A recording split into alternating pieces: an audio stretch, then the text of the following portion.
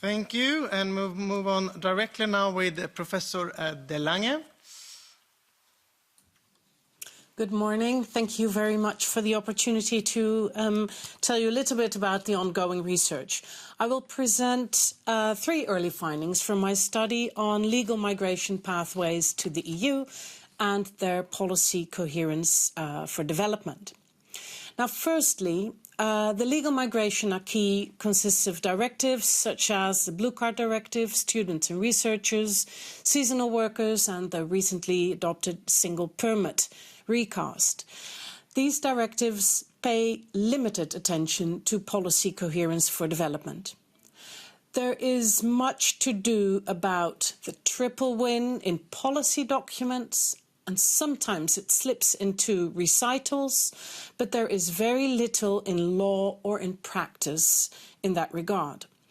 And of course, as you know, the hands of the European Commission are tied, as member states may always set volumes of admission for labour migration from outside the EU. I want to give you the example of the Blue Card Directive, which is actually a positive example in law. It offers the most extensive mobility rights to highly qualified third country nationals. It allows them to leave the EU for 12 months instead of the regular 6 months for reasons that may, but not necessarily, but they may relate to development in their country of origin, such as performing voluntary services.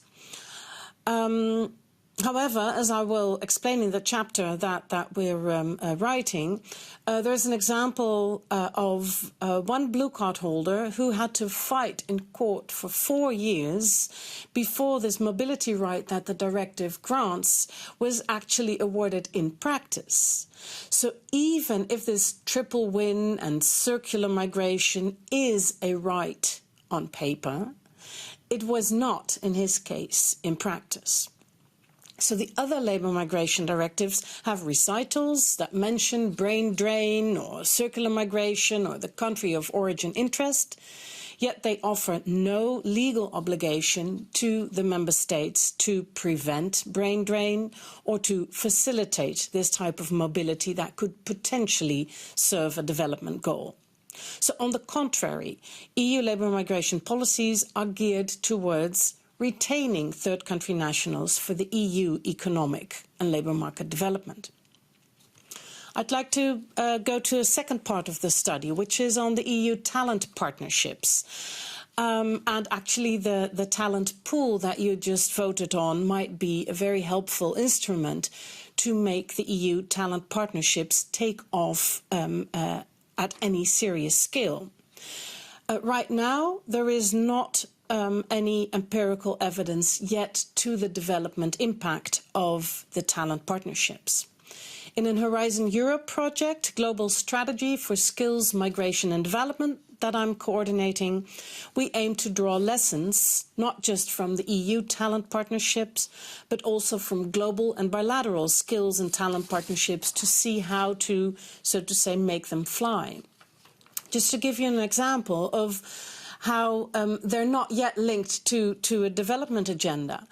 There was a proposal for a talent partnership project for care workers from Ethiopia, yet it was refused funding. And although the EU and Ethiopia have more than 40 years of bilateral relations in development cooperation, the talent partnership facility is for selected countries only, such as Tunisia, Egypt, Morocco. EU talent partnerships do not yet serve development for all third countries that might need it. Talent partnerships seem a carrot, as a respondent in one of the interviews said. It's a carrot in the mobility management, and they're developed from a perspective on externalizing migration management, or maybe a development of the EU labour market, but not so much the labour markets in the countries of origin. So thirdly, and that's my main takeaway, legal migration pathways are development policy in reverse. Labour migration into the EU is to develop the EU economy and labour markets. Development policy is to serve migration management goals and returning unwanted migrants. Migrants and their country of origins have not been asked what their position is in this respect.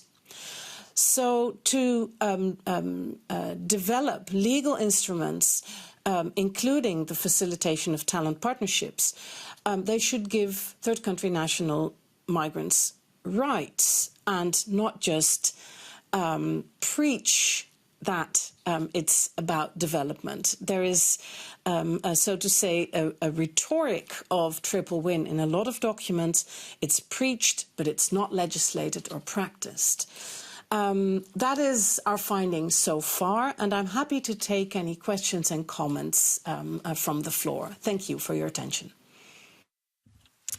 Thank you, and I'll move on and give the floor back again to Professor Lange. And questions. It's of course very good that that your committee paid attention to the risk of brain drain and the opportunity to pay remittances. My point is that, and I think that's also in your comments, that these development-related topics have been talked about in preparation of legislative documents, but they have not entered into the legislative documents as a right in any serious way. The Blue Card Directive allows the member states, but it's optional, to reject an application for a blue card in case of brain drain. The same rejection ground is not present in the Students and Researchers Directive, in the Seasonal Workers Directive, in the single permit. It's not there. So we could, in future legislation, your other question, so how do we go about it? You know, politics. There's one example that I want to bring forward, which is, for instance, that we do see in the legislative documents that there is, for instance, an obligation for the member states to consult social partners before setting, for instance, an income level. Now, I imagine that a similar obligation to consult, for instance, bodies set up with representatives of migrant workers, of the countries of origin, of the different policy representatives to break down these silos, that consulting those would make sense on the national level to somehow safeguard not just what we have right now, that the interest of social partners is taken on board, but that also the interest of the migrants and their country of origin are taken on board in setting certain standards. And especially with the talent pool, that could offer an interesting opportunity, because it would allow member states to choose, for instance, for what sectors they want to open up the talent pool. Well, their decision on what sector to include in their talent pool workings, they could sit down with countries of origin to actually discuss what sectors would make sense. Where are the skilled people who actually want to migrate without hurting their local economy, or with offering their local economy an interesting way into more remittances. So I think that could be a very concrete way to put it into legislation. And again, I agree with my colleagues, awareness and dialogue is absolutely a must, but not just within the EU and the EU legislator, but also with representatives of countries of origin. Thank you.